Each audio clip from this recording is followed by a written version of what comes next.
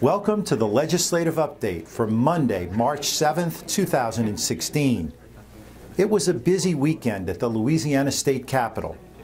On Saturday, the Senate finally passed the cigarette tax increase. The bill now goes to the governor for signature.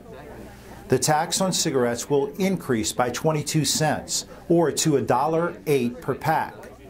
This increase will generate an additional $50 million per year and will bring the total amount generated by cigarette taxes to over $300 million per year. In other action, the alcohol tax passed the House on Sunday. House Bill 27 raises the alcohol tax on beer, wine, and spirits and generates about $18 million per year. House Bill 27 will be debated in the Senate Revenue and Fiscal Affairs Committee today, where it is expected to pass easily. With 3 days remaining in the special session, the budget is still over $100 million short. There are rumors about adding a 6 penny of sales tax in order to address the state's fiscal crisis. The rumor has it that it would be phased out over time. The idea is being floated by business and industry who oppose other alternative taxes that are being proposed.